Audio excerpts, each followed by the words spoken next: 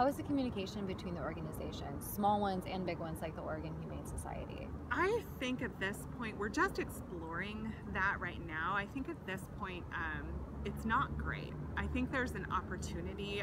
One of the things we've talked about within our organization is bringing these different like rural shelters to the table, and some of the different organizations like ours who support shelters but don't necessarily have a physical shelter together, almost in to have some sort of forum so we can start the conversation about who's doing what and where there's gaps and what needs to be filled and how we can best work together, because there's plenty of need where there's space for all of us to be here, and we're all trying to serve we're trying to meet the same goals, improving the lives of animals, but we're addressing different needs in different ways. And I think that the more we talk and communicate, the better we can fill gaps.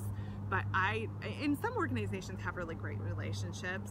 Like we have our Pit Stop and Adopt program. We have relationships with several rural shelters, and we're in very close contact with them.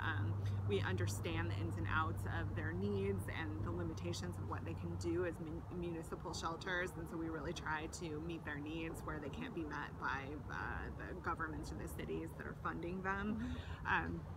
But in other cases, we don't have, we're still reaching out to other nonprofit organizations to see where we can leverage each other's skills, where we can leverage each other's programs to better like cross-promote programs, and just to better reach all of our goals. Right. So I think there's still a need there, and we're still looking into that and trying to figure out what that need is and who's talking to who.